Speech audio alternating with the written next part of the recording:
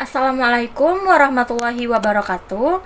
Perkenalkan, nama saya Fitri Puspitasari dari kelas C2 Manajemen dengan nomor NPM 101216665. Di sini saya akan mempresentasikan materi dari mata kuliah Manajemen Kinerja SDM dengan dosen pengampu Bapak Robi Jidni Ilma SSMM.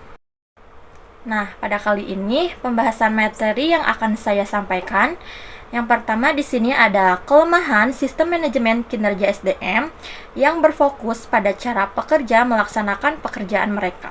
Lalu yang kedua, penilaian kinerja SDM tradisional yang fokus pada pencapaian output dalam bentuk kuantitas. Lalu yang ketiga, kelebihan sistem manajemen kinerja yang berfokus pada output atau hasil. Nah, lalu yang keempat, keterbatasan sistem manajemen kinerja SDM yang berfokus pada hasil. Lalu yang terakhir, perubahan dalam sistem manajemen kinerja aparatur sipil negara atau ASN. Baik, untuk mempersingkat waktu, kita langsung saja ke pembahasan materi yang pertama. Nah, baik, materi yang pertama di sini yaitu kelemahan sistem manajemen kinerja SDM yang berfokus pada cara pekerja melaksanakan pekerja mereka.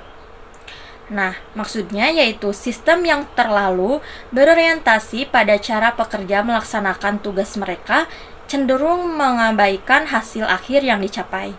Lalu, fokus pada metode pelaksanaan bisa membuat penilaian menjadi subjektif dan cenderung terpengaruh oleh preferensi personal atau bias pengamat. Lalu, tidak menjamin bahwa cara kerja yang dianggap baik oleh manajemen adalah yang paling efektif atau efisien bagi pekerja.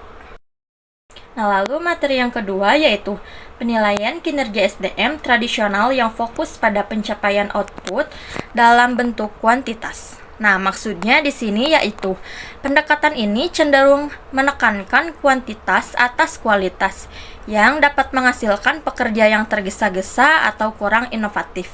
Lalu tidak mempertimbangkan aspek-aspek kualitatif atau non-terukur dari kinerja seperti kemampuan untuk bekerja dalam tim atau memecahkan masalah secara kreatif.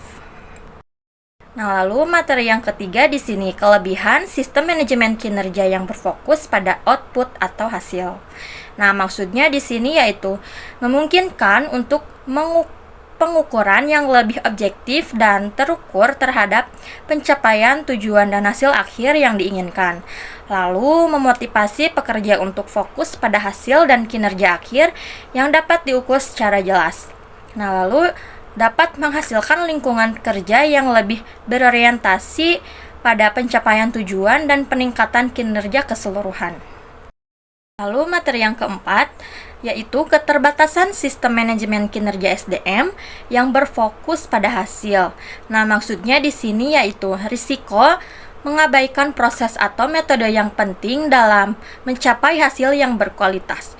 Lalu mungkin sulit untuk mengukur atau mengevaluasi aspek-aspek kinerja yang tidak langsung berkontribusi pada hasil akhir.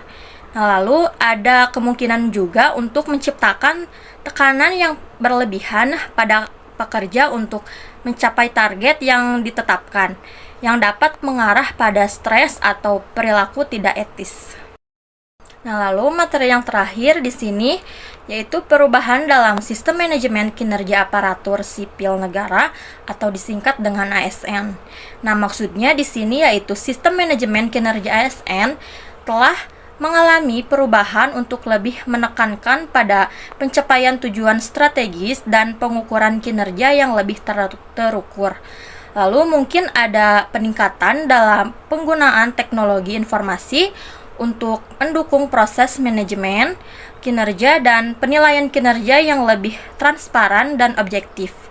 Lalu perubahan ini mungkin juga melibatkan pengembangan kriteria penilaian yang lebih holistik, mencangkup aspek kualitatif dan non-terukur dari kinerja ASN. Nah, mungkin hanya itu saja materi yang dapat saya jelaskan. Kurang lebihnya mohon dimaafkan. Sekian penjelasan dari saya. Terima kasih. Wassalamualaikum warahmatullahi wabarakatuh.